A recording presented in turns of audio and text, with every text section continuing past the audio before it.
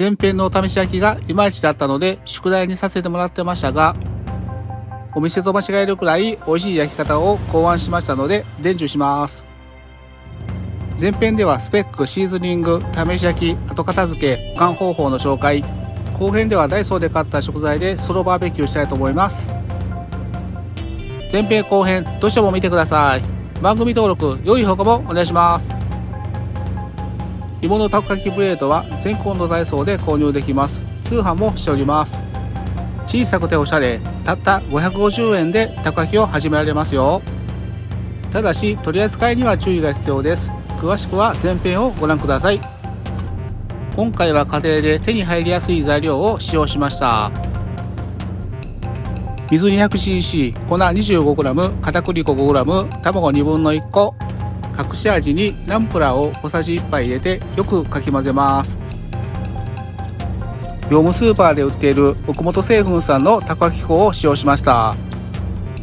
卵は大きいサイズを1個溶いて半分だけ使用しております。卵を入れたらよくかき混ぜます。粉が少ないんでシャバシャバしてます。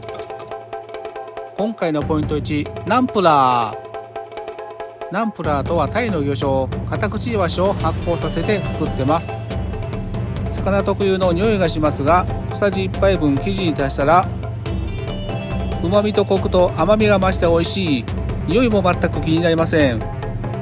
山森さんのナンプラーは砂糖も含まれ甘みがあってたこ焼きによく合いますよ。シーズニング、焼きで慣らしをしたプレートに油を少し垂らします。プレートの表面や油引きにも油がついているので少しでも十分です。プレート全体にまんべんなく油を引いてください。シーズニングしてないプレートはひっついてうまく焼けません。シーズニングのやり方は前編を先にご覧ください。火をつける前に生地を流し込みます。具材を入れて溢れないくらい生地を入れます。今回はトップバリューのウインナーを具材にしました。具材を入れたらネギを散らします。火をつけてしばらくするとふつふつしだしました。天かすと紅生姜も巻きます。すでになみなみですが生地を軽く追加します。少しでも生地を足した方が均等化して焼きやすいです。生地を切り分けて穴の周りがぷっくりしてきたら返し時です。焦る必要はありません。一つずつゆっくり返していきましょう。じっくり焼いていきます。中火でも十分焼けるので火力を調整してください。さらにひっくり返します。まだ表面は完全に固まってない状態です。何回かひっくり返すうちに表面が固まりまん丸になってきました。もう焼けましたが、この状態だと外麩は長瀞です。外カリ中トロにするために最後の一工夫。ポイントに油を塗って外をカリッとさせます。普通の油やオリーブオイルでも OK。 ごま油は香りがあっておすすめです。片面塗ったらひっくり返します。テカテカして美味しそうですよね。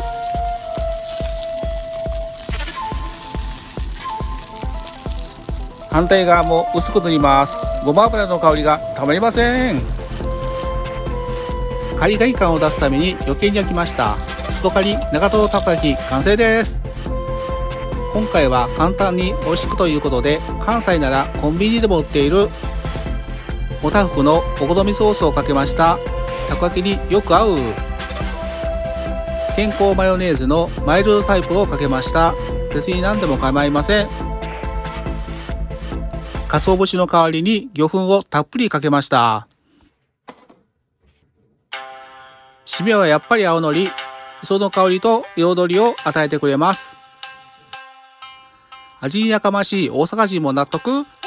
簡単お手頃なのにお店と間違えるぐらいのたこ焼き完成です。粉を極力薄めて中トロ、ごま油を塗って表面を焼き上げることで外カリを達成。鉄板だからできる分量です。ナンプラーを加えることでコクと旨味が増し、砂糖が入っているので甘みも増して、たこ焼きと相性バッチリ。ぜひ作ってみてください。これであなたもたこ焼き奉行？知らんけど。